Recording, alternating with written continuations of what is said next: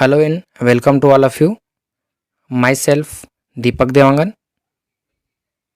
और आप देख रहे हैं एग्रीजीव एग्रीकल्चर एंड बायोलॉजी की संपूर्ण सरल और सटीक पढ़ाई और हिंदी इंग्लिश नोट्स के साथ पढ़ाने वाली यूट्यूब की एकमात्र चैनल। तो आज की इस वीडियो में हम देखने वाले हैं degeneration and regeneration of nerve fibre की जो न्यूरॉन है या तंत्रिका तंत्र है उसका टूटना कैसे होता है। अगर वो टूट जाता है, कहीं से ब्रेक हो जाते हैं, तो उसका रीजनरेशन यानी कि उसका पुनः फॉर्मेशन या पुनः निर्माण कैसे होता है, इसके बारे में देखेंगे। और साथ ही साथ इसमें हम लोग समझेंगे कि कई सारे जो लोग होते हैं जिनको दिमाग में चोट लगने के बाद उनका याददाश्त कुछ समय के लिए चला जाता है, जैसे कि महीने के लिए हो सकता है, साल के लिए हो सकता है ना, या कई सालों के लिए हो सकता है, या कई लोग ऐसे होते हैं जिनका याददाश्त कभी वापस ही नहीं आता है। तो वो कौन सा ऐसा चीज़ होता है जिसके कारण उनका याददाश्त जो है वो चला जाता है, उसके बाद पुनः वो आ जाते हैं। तो इसको यहाँ पर आज पूरा डिटेल में इसमें समझने वाले हैं कि वो किस तरह से यहाँ से होता है। तो इस वीडियो को अंतिम तक देखते रहिए और समझने की कोशिश कीजिए क्या इसमें हम लोग पढ़ रहे हैं। चलिए, तो यहाँ पर हमारा होगा D generation and regeneration of nerve fibre. ठीक है, तो यहाँ से आपको समझ में आया होगा क्या हम लिखे यहाँ सामने डी जनरेशन मतलब जो है उसका डैमेज होना या टूटना, सीधा सीधा बात हम डैमेज बोल सकते हैं। अब उसके बाद क्या होगा रीजनरेशन मतलब जो डैमेज हुआ है सेल हमारा उसका पुनः निर्माण होना, वो कहलाएगा रीजनरेशन या पुनः निर्माण। ठीक है, तो इसमें देखिए नर्व सेल में सेवरल डैमेज के कारण न्यूरॉन में डीजनरेशन जो है वो होता है। नर्व सेल जो रहता है उसमें सेवरल डैमेज या किसी कारण, बहुत सारे ऐसे कारण होते हैं जिसके कारण जो है हमारा जो नर्व सेल है वो डैमेज हो जाता है या टूट जाते हैं। ठीक है, या इंजरी हो सकता है, इंजरी होते हैं, तो उसके कारण जो है हमारा न्यूरॉन में डीजनरेशन जो है वो होता है। तो देखते हैं यहाँ पर क्या क्या कारण होता है। तो कॉजेस फॉर इंजरी, ठीक है, तो इंजरी क्या है, तो यहाँ पर देखते हैं ऑब्स्ट्रक्शन ऑफ ब्लड फ्लो। तो ब्लड फ्लो में प्रतिरोधकता मतलब कि अगर यहाँ पर जो ब्लड फ्लो वहाँ हो रहा है हमारे ब्रेन में अगर हो रहा है तो उसमें कहीं पर रुकावट आ गया, कहीं पर जो है उसमें इंजरी आ गया, जिसके कारण से जो हमारा ब्रेन है वहां तक हमारा ब्लड नहीं पहुंच पाएगा, जिसके कारण से जो नर्व फाइबर है या न्यूरॉन है वो डैमेज होने का खतरा वहां पर रहता है। ठीक है, क्योंकि उसको भी क्या चाहिए, भोजन चाहिए, चार्जिंग चाहिए। तो चार्ज होने के लिए क्या है, हमारा ब्लड ही होता है जो कि उसको चार्ज करने का काम करता है पूरे शरीर को, या पूरे शरीर में उपस्थित जितने भी सेल है उसको चार्ज देने का काम कौन करेगा, हमारा ब्लड ही करता है। फिर उसके बाद दूसरा देखते हैं हमारे पास local injection of toxic substance. ठीक है, तो लोकल इंजेक्शन मतलब जो है किसी कारणवश, अगर किसी कारणवश जो है हमारे ब्रेन के जो न्यूरॉन है उसमें अगर इन्फेक्शन हो जाता है, टॉक्साइड यानी कि टॉक्सिक इन्फेक्शन अगर वहां पर हो जाता है किसी इंजेक्शन के थ्रू। अब इंजेक्शन का अर्थ ये नहीं है कि आपको निडल के थ्रू ही आपको लगाएगा तभी उसमें होगा, ऐसा नहीं है। इंजेक्शन का अर्थ है वहां पर अगर वो चला जाता है, ठीक है, तो चले जाने से वहां पर जो टॉक्सिक सब्सटेंस होगा उसको तोड़ने का काम करेगा हमारे न्यूरॉन सिस्टम के तंत्रिका तंत्र को, जिसके कारण से हमको इंजरी हो सकता है। फिर उसके बाद आता है हमारे पास क्रॉसिंग ऑफ नर्व फाइबर, वही है नर्व फाइबर का टूटना। इसमें किसी कारण किसी को चोट लग, किसी को मारने से या एक्सीडेंट वगैरह होने से, कुछ होने से अगर उसको चोट लग जाता है तो उसको बोलते हैं क्रॉसिंग ऑफ नर्व फाइबर। फिर उसके बाद है हमारे पास जो है ट्रांसेक्शन ऑफ नर्व फाइबर। तो नर्व फाइबर जो क्या होता है हमारे ब्रेन से लेकर जो यानी कि सर से लेकर पैर तक फैले हुए होते हैं, तो इतने लंबे होते हैं और बहुत ज्यादा छोटे भी होते हैं। तो कहीं पर जो है ट्रांजेक्शन होता है तो यहाँ से वहां तक अगर वो जाए रहते हैं, तो अगर कहीं पर किसी कारणवश जैसे कुछ गिर गया, एक्सीडेंट हो गया, या किसी ने उसके हाथ पैर को मार दिया, कुछ हो गया, तो उस समय अगर वहां पर इंजरीज हो जाते हैं तो उसको बोलते हैं ट्रांसेक्शन ऑफ नर्व फाइबर के नाम से इसको जो है वो जाना जाता है। मतलब कि लंबे होते हैं तो लंबे हैं तो कहीं पर चोट लगने के कारण अगर हो जाता है तो इसी कारण से इसमें इंजुरियां जो है वो होते हैं। अब देखते हैं उसके बाद जो डिग्रीज ऑफ इंजरी, कितने टाइप्स के यहाँ पर जो डिग्रीज ऑफ इंजरी हम लोग जो है इसमें देखेंगे कितने टाइप्स का वहां पर होता है। तो सबसे पहले आता है हमारे पास जो फर्स्ट डिग्री इंजरी। ठीक है, फर्स्ट डिग्री इंजरी या इसी को और इंग्लिश में बोलते हैं हमारे पास न्यूरोपैक्सियक नाम से इसको जाना जाता है, न्यूरोपैक्सियक नाम से इसको जानते हैं। तो क्या होता है इसको देखते हैं। तो इसमें नर्व फाइबर में जो है शॉर्ट टाइम के लिए प्रेशर आने से होता है। नर्व फाइबर में शॉर्ट टाइम के लिए यानी कि कुछ ही समय के लिए अगर वहां पर प्रेशर आता है तो प्रेशर आने के कारण जो है उसमें फर्स्ट डिग्री इंजरी होने का चांसेस वहां पर रहता है, जिसमें जो है नर्व फाइबर के पास जो है ऑक्सीजन की कमी होने से जो है ब्लड फ्लो जो है ब्लॉक हो जाता है। ऑक्सीजन की क्या हो जाएगा, वहां पर कमी हो जाएंगे, तो ऑक्सीजन की कमी होने के कारण जो है उसमें ब्लड फ्लो भी ब्लॉक हो जाएगा या बंद हो जाएंगे, जिसके कारण से वहां पर हाई मतलब जो है थोड़ा सा इसमें जो है प्रेशर जनरेट होता है। ठीक है, वहां पर जब ब्लड फ्लो नहीं हो जाएगा, ब्लड फ्लो ब्लॉक हो गया है, नहीं जा पा रहा है, इसी कारण से उसमें प्रेशर उत्पन्न हुआ और प्रेशर उत्पन्न होने से जो है फर्स्ट डिग्री इंजरी जो है वहां पर होता है। ठीक है, फिर बोलते हैं हमारे पास जो है हाइपोक्सिया के कारण जो है एक्सॉन का माइलिन शीथ धीरे धीरे जो है वो डिस्ट्रॉय हो जाता है। जिसका माइलिन शीथ जो रहता है वो क्या हो जाते हैं, धीरे धीरे जो है वो डिस्ट्रॉय हो जाते हैं। और माइलिन शीथ कहाँ पर होते हैं ये आप लोग अच्छे से जानते हो ऐसा मुझे लगता है, क्योंकि मैंने पूरा वीडियो जो है इससे पहले इसका स्ट्रक्चर वगैरह वीडियो, न्यूरोग्लियल सेल वगैरह बहुत सारे वीडियो इसमें डाल चुका हूँ। तो अगर आप उनको नहीं देखे हैं तो ऊपर मैं दे रहा हूँ प्लेलिस्ट, वहां पर जाकर आप इसको देख सकते हैं। ठीक है, तो आपको यहाँ पर पूरा देखने को मिलेगा कि उसमें जो माइलिन शीथ है वो कैसे बनता है। तो यहाँ पर क्या हो रहा है, माइलिन शीथ का डिस्ट्रॉय होगा, धीरे धीरे वो टूटते हुए जाएगा। ये है फर्स्ट डिग्री इंजुरी। अब आएगा हमारे पास जो है सेकंड डिग्री इंजुरी कैसे होता है देखते हैं। तो इसको बोलते हैं हमारे पास जो है एक्सोनॉटमेसिस के नाम से भी इसको जाना जाता है, एक्सोनॉटमेसिस के नाम से भी इसको जानते हैं। ठीक है, तो अब देखते हैं यहाँ पर क्या बोलता है हमारे पास। अच्छा, एक चीज और भूल गया, यहाँ पर फ्यू डेज में जो है नॉर्मल कंडीशन में आ जाता है। तो फ्यू डेज में मतलब कुछ दिन में जो है नॉर्मल कंडीशन में आ जाता है फर्स्ट डिग्री इंजरी। ठीक है, फर्स्ट डिग्री इंजरी जो है नॉर्मल कंडीशन में आ जाता है। जैसे कि ये हमको कोई आदमी ने हाथों में मार दिया, हाथों में या पैरों में जो है मारते हैं तो एकदम से हमारा ऐसा लगता है कि पूरा मार खाने के बाद जो है वहां पर दर्द तो होता है, लेकिन कुछ देर बाद वहां पर छूने से कुछ करने से हमको दर्द जो है महसूस नहीं होता, सूजन टाइप हो जाता है। सूजन टाइप से होने से दर्द वगैरह उतना ज्यादा महसूस हमको नहीं होते हैं। तो ये है आपका फर्स्ट डिग्री इंजरी, वहां से वो होता है। ठीक है, अब देखते हैं सेकंड डिग्री इंजरी। तो इसको बोलते हैं हमारे पास एक्सोनॉटमेसिस। तो देखेंगे नर्व फाइबर में लॉन्ग टाइम के लिए प्रेशर आ जाती है। ठीक है, नर्व फाइबर में लॉन्ग टाइम के लिए, बहुत ज्यादा समय के लिए अगर वहां पर प्रेशर आता है ना, तो प्रेशर आने से जो है वो सेकंड डिग्री इंजरी वहां पर होता है ना। इट इज जो है वेलेरियन डिजेनरेशन। तो वेलेरियन डिजेनरेशन के नाम से भी इसको जाना जाता है। तभी हम इसको पढ़ेंगे कि वेलेरियन डिजेनरेशन जो है वो क्या होता है। अब उसके बाद बोलते हैं न्यूरॉन का जो है आउटर लेयर डैमेज होता है। न्यूरॉन का आउटर लेयर जो डैमेज होता है मतलब इसमें जो माइलिन शीथ वगैरह पाए जाते हैं, माइलिन शीथ पाया जाता है, साथ साथ स्वान सेल पाए जाते हैं, ये क्या होगा वहां से जो है वो डैमेज होता है, नहीं कि इसके द्वारा जो है डैमेज जो है वो होता है। और ये जो है 18 मंथ का टाइम लगता है रिकवरी में, मतलब लगभग 1.5 साल का समय लगता है उसको रिकवर होने में। अगर कहीं पर वो टूट फूट जाता है तो उसको रिकवर होने में लगभग आपका 1.5 साल का समय लगता है। तो यही है आपका क्या क्या जी, इसको अभी नहीं बताऊंगा, अभी सस्पेंस रखेंगे कि वो क्या है। ठीक है, आगे जब आएगा वेलेरियन डिजेनरेशन तब मैं उसको बताऊंगा कि ये 1.5 साल में रिकवरी होता है, वो कौन से में रिकवरी होता है 1.5 साल में। ठीक है, अब उसके बाद आएगा हमारे पास थर्ड डिग्री इंजुरी। तो थर्ड डिग्री इंजुरी को बोलते हैं हमारे पास न्यूरोमैटिसिस, है ना। तो न्यूरोमैटिसिस कहते हैं इसको। तो देखेंगे यहाँ पर जो है एंडोनीरियम फंक्शन जो है, एंडोनीरियम फंक्शन जो है इसमें लॉस हो जाता है। एंडोनीरियम का जो फंक्शन होता है वो लॉस हो जाता है, वो खो जाता है। ठीक है, वो काम नहीं करता। फिर उसके बाद होगा हमारे पास एपिन्यूरियम एंड जो है पेरिन्यूरियम जो है ब्लॉक हो जाते हैं। एपिन्यूरियम और पेरिन्यूरियम जो है क्या हो जाएंगे, ब्लॉक हो जाएंगे। तो एक प्रकार के लेयर होते हैं तीनों। इसके ऊपर मैं अभी आने वाला जो हमारा वीडियो रहेगा उसमें लेकर आऊंगा इसका स्ट्रक्चर, नर्व सेल का स्ट्रक्चर, कि उसमें वो कैसे एपिन्यूरियम और एंडोनीरियम पेरिन्यूरियम इसके बारे में पूरा मैं वहां पर बताऊंगा कि कैसा होता है। ठीक है, उसका स्ट्रक्चर मैं लेकर आऊंगा। फिर उसके बाद देखते हैं इसमें रिकवरी में बहुत आपका स्लो होता है। ठीक है, रिकवरी बहुत स्लो होता है या नहीं होता है, रिकवरी बहुत ही स्लो होता है या नहीं के बराबर इसमें रिकवरी हमको देखने को इसमें मिलता है। तो ये है हमारा क्या है, नर्व सेल है। तो नर्व सेल में क्या है, अगर हमको कहीं पर इंजरी, तो देख सकते हैं यहाँ पर इंजरी हुआ है, यानी कि यहाँ से ब्रेक हुआ है, इसका जो हमारा एक्सॉन वाला रीजन है, तो एक्सॉन वाला रीजन यहाँ से क्या हो गया है, ब्रेक हुआ है। तो ब्रेक होने के कारण जो इसमें इंजरी जो है वो पैदा हुआ है। ठीक है, अब उसके बाद आता है इसमें फोर्थ डिग्री इंजरी। तो फोर्थ डिग्री इंजरी कैसा होता है यहाँ पर इसमें देख लेते हैं। तो इसमें होगा हमारे पास जो एपिन्यूरियम एंड जो है पेरिन्यूरियम जो है आपका क्या होगा, इंटरप्टेड हो जाता है। मतलब एपिन्यूरियम और पेरिन्यूरियम जो है वो इंटरप्टेड होता है, नहीं कि एपिन्यूरियम और पेरिन्यूरियम पर ही इसका इंटरप्ट देखने को मिलता है, नहीं कि वो जो है एक दूसरे चिपके हुए रहेंगे और साथ साथ जो है वहीं पर उसको आपको डैमेज देखने को वहां पर मिलेगा। उसके बाद बोला है यहाँ फेसिकुलाई नर्व फाइबर जो है डिस्टर्ब। ठीक है, तो फेसिकुलाई जो नर्व फाइबर रहता है वही वहां पर डिस्टर्ब हमको दिखेगा।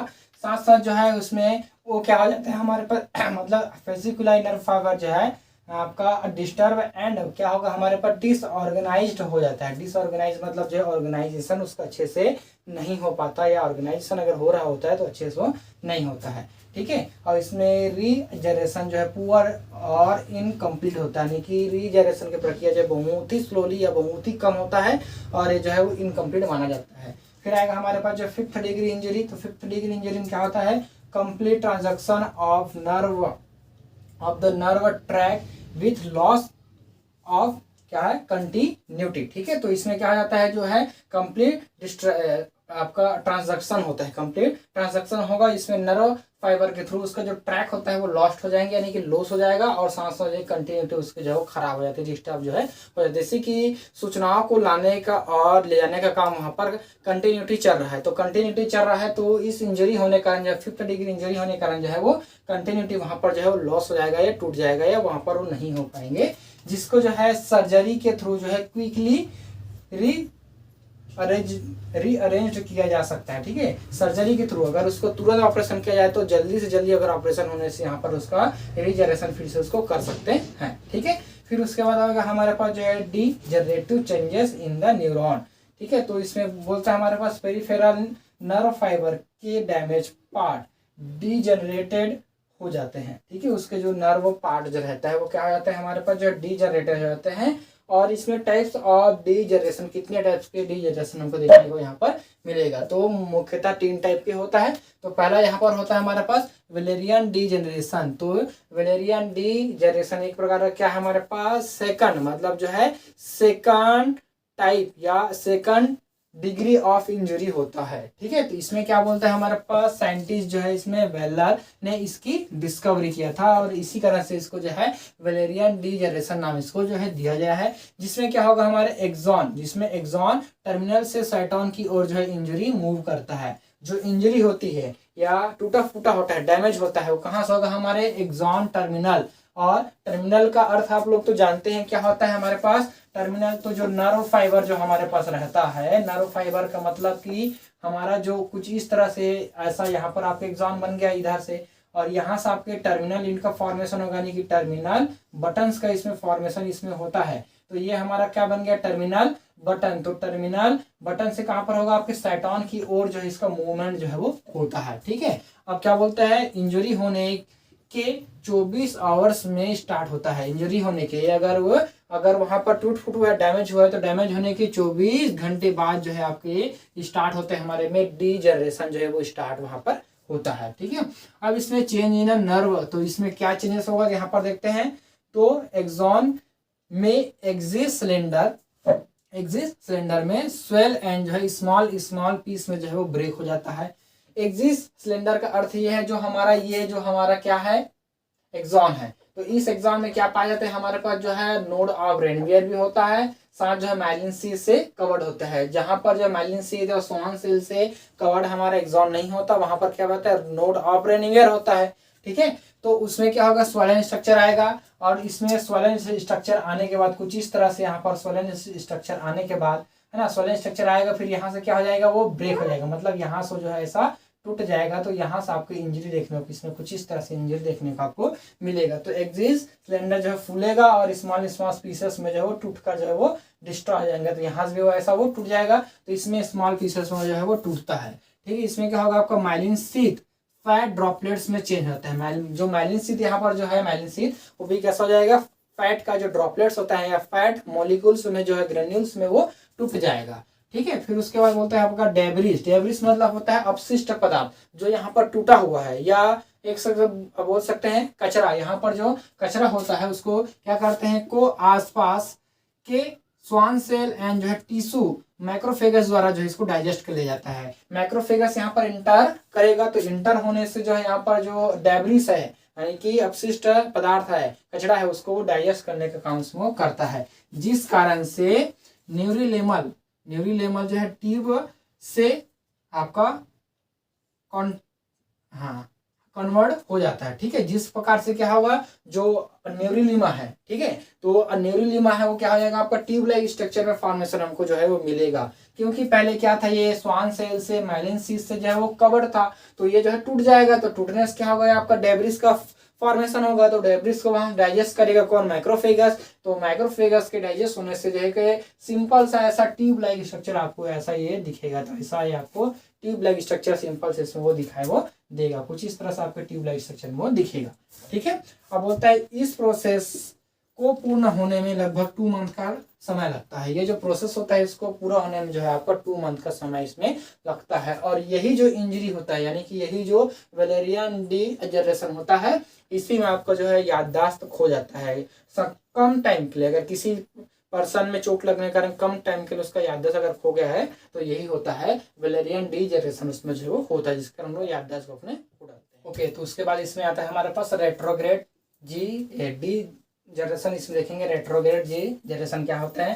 तो इसमें एक्सॉन में इंजरी के बाद जो है सेल बॉडी में होने लगता है। मतलब जो एक्सॉन में जब इंजरी होगा तो एक्सॉन में इंजरी से जो है वो क्या हो जाएगा, आपके जो है सेल बॉडी की ओर जो है वो जाने वाले रहते हैं। ठीक है, सेल बॉडी में होने वाले चेंज को जो है रेट्रोग्रेड डीजनरेशन कहते हैं। ठीक है, क्या होगा, हमने यहाँ पर लिखे एक्सॉन में इंजरी के बाद सेल बॉडी में होने वाले चेंजेस को जो है रेट्रोग्रेड डीजनरेशन जो है कहते हैं, जिसमें साइटोन टू एक्सॉन की ओर जो है इंजरी मूवमेंट करती है ना। तो उसमें मूवमेंट जो होगा कहाँ पर होगा, साइटोन टू जो है आपके एक्सॉन की ओर जिसमें मूवमेंट जो है वो होगा।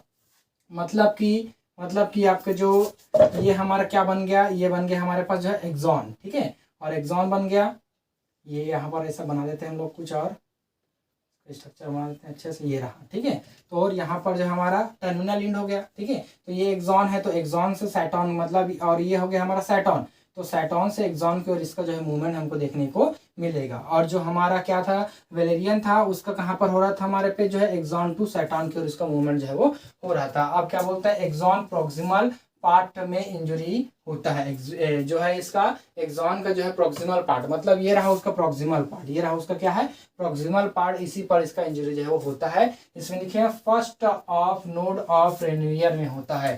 फर्स्ट नोड ऑफ रेनिवियर जहां पर होगा वहीं पर इसका इंजरी जो है होता है। तो यहीं पर फर्स्ट नोड ऑफ रेनिवियर होगा जहां पर माइलिन शीथ जो है नहीं पाया जाएगा, तो वो जो है हमारे पास माइलिन शीथ स्वान सेल नहीं होगा, तभी वहां पर क्या बनेगा, नोड ऑफ रेनिवियर। तो फर्स्ट नोड ऑफ रेनिवियर में इसका इंजरी जो है वो होता है। ठीक है, अब क्या होगा, चेंज इन जो है नर्व सेल बॉडी। तो क्या क्या चेंज होता है, इंजरी होने के बाद जो है 48 आवर्स, ठीक है, इंजरी होने के बाद जो है 48 आवर्स में जो है डीजनरेशन जो है वो शुरू होता है। ठीक है, 48 आवर्स के बाद जो है इसमें डीजनरेशन जो है वो शुरू होता है। इसमें क्या बोलते हैं, नीजल ग्रेन्यूल जो है स्मॉल स्मॉल पार्टिकल्स में डिवाइड हो जाते हैं। ठीक है, नीजल ग्रेन्यूल नर्व सेल जो है बॉडी, नर्व सेल जो बॉडी रहती है वो स्वेल हो जाएगा ड्यू टू जो है accumulation of fluid and became round. ठीक है, तो यहाँ पर क्या हो जाएगा, जो वहां पर नर्व सेल का जो सेल बॉडी है उसमें जो स्वेलन उत्पन्न होगा, क्यों होगा, क्योंकि एक्यूमुलेशन होगा फ्लूइड का, फ्लूइड वहां पर भरेगा, जिसके कारण से जो है उसका जो स्ट्रक्चर है वो राउंड हो जाएगा, राउंड शेप में हो जाएगा, जैसे कि न्यूक्लियस है तो ये बाहर की ओर जो है इसमें आ जाएगा। फिर बोलते हैं हम उसके बाद जो सेल का न्यूक्लियस सेल बॉडी से बाहर आ जाता है, तो सेल का न्यूक्लियस सेल बॉडी से बाहर आ जाएगा, और जो नर्व फाइबर की डेथ हो जाती है, नर्व फाइबर की डेथ हो जाता है। इसी कारण से कई लोग को चोट लगने के बाद उसका याददाश्त वापस ही नहीं आता, तो यही कारण होता है उसका याददाश्त वापस नहीं आने का, रेट्रोग्रेड डीजनरेशन हो जाता है। उसका जो पुराना वाला जो याददाश्त रखा है नर्व सेल वो जो है वो डिस्ट्रॉय हो जाता है, डेथ हो जाता है, जिसके कारण से उसको पुराना जो याद है वो नहीं आ पाता, मतलब पुराना जो उसका जो यादें हैं वो यादें बन कर रह जाती है, उसको याद ही नहीं आता कि वो क्या पहले उसका जिंदगी क्या था। ठीक है, अब उसके बाद आएगा हमारे पास ट्रांसन्यूरोमल डीजनरेशन, जिसमें क्या बोलते हैं साइनप्स पार्ट में इसका जो है डैमेज होता है। साइनप्स पार्ट का अर्थ यह है, ये जो हमारा न्यूरॉन है तो न्यूरॉन का टर्मिनल एंड होता है। ठीक है, और इस टर्मिनल एंड के बाद जो है दूसरा वाला जो न्यूरॉन होगा उसके साथ जो है उसके किसके साथ करेगा बाइंडिंग, वो जो है वो आपका कुछ इस तरह से इसमें होता है, कुछ इस तरह से इसमें होगा। ठीक है, ऐसा, तो ये क्या करेगा, यहाँ से इसका डेंड्राइट के साथ ये जो है बाइंडिंग होता है, ये साइनैप्स वाला जो एरिया होता है यहीं पर इसका डैमेज जो है वो होता है। तो डैमेज कहाँ पर होगा, आपके साइनैप्स एरिया में होगा। फिर बोलता है आपका सेंसरी नर्व के एफरेंट नर्व फाइबर में इंजरी होती है। सेंसरी जो नर्व है उसका एफरेंट नर्व फाइबर में होता है। साथ साथ बोलते हैं इसमें स्पाइनल कॉर्ड का डोर्सल हॉर्न डैमेज होता है, स्पाइनल कॉर्ड का डोर्सल हॉर्न इसमें क्या जाएगा, डैमेज जो इसमें हो जाएंगे। तो यहाँ पर आप थोड़ा सा इसमें बना देते हैं इसका डोर्सल हॉर्न, तो कुछ इस तरह से यहाँ पर होता है हमारी स्पाइनल कॉर्ड। ठीक है, तो ऐसा स्पाइनल कॉर्ड है, ये स्पाइनल कॉर्ड का कट सेक्शन है। तो ये बन गया हमारे पास जो डोर्सल हॉर्न बन गया ये, और ये बन गया उसका वेंट्रल हॉर्न। ठीक है, अब उसमें जो है इंजरी होता है। अब क्या बोलते हैं हमारे पास पोस्टेरियर नर्व रूट कट होने से dorsal horn of spinal cord degeneration होता है। तो पोस्टेरियर नर्व रूट कॉर्ड यानी कि पोस्टेरियर नर्व यानी कि यहाँ पर जो है उसका टूट जाएगा, तो ब्रेक हो जाने से ऐसा आया है यहाँ पर, तो ब्रेक हो जाने से जो है यहीं पर क्या होगा, आपके स्पाइनल कॉर्ड में डीजनरेशन जो है वो होता है। फिर क्या बोलते हैं, आपका सेरिब्रल कॉर्टेक्स में ट्यूमर बन जाते हैं, सेरिब्रल कॉर्टेक्स में ट्यूमर बनेगा, ठीक है। सेरिब्रल कॉर्टेक्स में ट्यूमर बन जाने के कारण जो है ventral horn of spinal cord में डीजनरेशन होता है, तो इसमें आपका डीजनरेशन जो है वो इसमें शुरू होता है। तो कुछ इस तरह से आपके 3 टाइप्स के यहाँ पर जो है वो होते हैं। उसके बाद यहाँ पर आता है इंजरी होने के बाद जो है 4 दिन बाद जो है रीजनरेशन जो स्टार्ट हो जाता है। तो अभी हम लोग देख रहे हैं रीजनरेशन को देख रहे हैं, अब डीजनरेशन हो गया और उसका पुनः फॉर्मेशन कैसा होगा इसको यहाँ पर देख रहे हैं, ठीक है। तो रिकवरी होने में जो है आपका 30 दिन से 80 दिन का जो है समय इसमें जो है टाइम वो लगता है। फिर उसके बाद देखते हैं इसमें क्राइटेरिया ऑफ रीजनरेशन की क्या उसकी क्राइटेरिया होती है। तो पहला आता है इंजुरी जो है आपका 3 mm का गैप होना जरूरी होता है। जो इंजरी वहां पर हुआ है उसका 3 mm का वहां पर जो है गैप होना चाहिए, अगर उससे ज्यादा है तो वहां पर वो नहीं जुड़ेगा। फिर बोलते हैं आपका न्यूरिलेमा जो है प्रेजेंट होना चाहिए, वहां पर जो न्यूरिलेमा है वो पाया जाना चाहिए और डिस्ट्रॉय नहीं होना चाहिए। फिर बोलता है सेल बॉडी से न्यूक्लियस बाहर आ गया हो तो रीजनरेशन नहीं होगा। सेल बॉडी में अगर न्यूक्लियस वहां से बाहर आ गया तो रीजनरेशन नहीं हो सकता। और सभी कट जो है समान लाइन पर होना चाहिए, जितने भी कट वहां पर लगे वो समान लाइन पर होगा, तभी वहां पर वो रीजनरेशन की प्रक्रिया होगी। अब देखते हैं रीजनरेशन ऑफ नर्व फाइबर की, नर्व फाइबर का रीजनरेशन जो है कैसे होता है। डीजनरेशन अब हो गया था, टूट गया था हमारा नर्व फाइबर, चाहे वो अलग अलग कारणों से हो। अब देखेंगे रीजनरेशन। तो नर्व फाइबर की रीजनरेशन को कुछ स्टेजेस द्वारा जो है रीजनरेशन की प्रक्रिया पूर्ण होती है। तो क्या क्या स्टेजेस है जिसके द्वारा रीजनरेशन की प्रक्रिया पूर्ण होती है और कैसे रीजनरेशन होता है नर्व फाइबर, उसको देखते हैं। पहला होगा यहाँ पर pseudopodia grow in proximal cut in. जो स्यूडोपोडिया अर्थात जो कट हुआ था वहां पर जो है एक layer like thread like structure वहां पर फॉर्मेशन होगा, जिसको वो कवर करते हुए जाएंगे, यानी कि दोनों जो हार्म है टूटा हुआ उसको जोड़ने के लिए रहेगा। तो fibrils move toward the distal cut in of the nerve fibre, ठीक है। तो इसमें जो है फाइब्रिल्स जो है क्या हो जाएंगे, हमारे पास रीअरेंजमेंट स्माउट होगा, जो कि फाइब्रिल मतलब जो वहीं पर स्यूडोपोडिया है वही जो है डिस्टल इन कट इन है उसकी तरफ जो है मूव करेगा, जाते हुए रहेगा। अब fibril inter neurolemmal tip of distal end, तो फाइब्रिल जो है वो न्यूरोलिमल टिप के अंदर जो है वो जाएगा और फाइब्रिल्स फॉर्म्ड एक्सिस सिलेंडर, तो एक्सिस सिलेंडर का फॉर्मेशन उसी के थ्रू जो है वो होता है, ठीक है। जो फाइब्रिल अंदर की ओर मूव करेगा, कहाँ पर न्यूरोलेमल में मूव करता है, तभी वहां पर जो है एक्सिस सिलेंडर का फॉर्मेशन होगा। और Schwann cell line up in the neurolemmal tube, ठीक है। तो स्वान सेल में क्या हो जाएगा, लाइन अप होगा न्यूरोलेमल ट्यूब, और किसके द्वारा होगा, तो Schwann cell formed by synthesize nerve growth factor, तो नर्व ग्रोथ फैक्टर के थ्रू वहां पर जो है स्वान सेल का जो है फॉर्मेशन होता है और न्यूरोलेमल ट्यूब में जाता है। और axis cylinder fully established inside the neurolemmal tube, ठीक है। तो एक्सिस सिलेंडर जो है फुली स्टैब्लिश हो जाएगा न्यूरोलेमल ट्यूब में, जिसको इंजरी के 3 महीने बाद जो है वो होता है। इंजरी होने के 3 महीने बाद ये जो है कंप्लीट जो है वो हो जाता है, मतलब न्यूरोलेमल ट्यूब में जो है फुली स्टैब्लिश्ड हो जाता है एक्सिस सिलेंडर, अर्थात एक्सॉन ही एक्सिस सिलेंडर हमारा है। फिर होगा myelin sheath is formed by Schwann cell, तो माइलिन शीथ का जो है फॉर्मेशन किसके द्वारा होगा, स्वान सेल के द्वारा होगा, जो कि कंप्लीट होगा 1 ईयर यानी कि 1 साल में पूरी तरह से कंप्लीट होता है। स्वान माइलिन शीथ जो है वो फॉर्मेशन करेगा, ठीक है। माइलिन शीथ का फॉर्मेशन होगा स्वान सेल के द्वारा। अब आएगा नर्व फाइबर डायमीटर इंक्रीज, तो जो नर्व फाइबर की जो डायमीटर है वो क्या हो जाएगा, इंक्रीज हो जाएंगे और इसे कवर्ड होगा एक्सॉन, तो एक्सॉन पूरी तरह से वहाँ से कवर्ड हो जाएगा, क्योंकि माइलिन शीथ और आपका स्वान सेल भी फॉर्मेशन वहीं पर हो गया, जिससे वो कवर्ड होकर हमको देखने को मिलेगा एक्सॉन। और निजल ग्रेन्यूल्स अपेयर, तो निजल ग्रेन्यूल्स भी क्या हो जाएंगे, वहाँ पर अपेयर हो जाएंगे, फॉर्म्ड हो जाएगा। तो गोल्गी अपर्चस फॉर्म, ठीक है। तो गोल्गी अपर्चस के द्वारा जो है निजल ग्रेन्यूल का फॉर्मेशन जो है उसमें होगा, जो कि आपका कहाँ पर पाए जाते हैं, न्यूक्लियस में जो है निजल ग्रेन्यूल और गोल्गी अपर्चस जो है वो पाए जाते हैं। फिर आएगा हमारे पास जो है लूज होगा, हमारे पास जो है एक्सट्रेस फ्लूइड, मतलब जो है लूज हो जाएगा एक्सट्रेस फ्लूइड, यानी कि अगर वहाँ से कोई फ्लूइड अगर इंटर हो गया हमारे सेल्स में यानी कि साइटोन में, तो वो जो है लूज होगा। और लूज होने के बाद ही हमारा क्या होगा, cell nucleus is central position, अगर वो पेरिफेरल रीजन पर चला गया था तो वो जो है कहाँ पर आएगा, सेंट्रल रीजन पर जो है आने की कोशिश जो है वो करेगा। किसके होगा फॉर्मेशन, निजल ग्रेन्यूल के फॉर्मेशन होने के बाद। फिर होगा आपके autonomical regeneration and functional recovery to long period, तो लॉन्ग पीरियड के लिए इसकी फंक्शनल जो है वो रिकवरी हो जाती है, जब तक उसको और चोट नहीं लग जाता तब तक लिए रिकवरी हो जाता है। अगर आपको हमारा ये वीडियो पसंद आया तो हमारे चैनल को सब्सक्राइब करें, लाइक एंड शेयर जरूर करें। धन्यवाद, थैंक यू।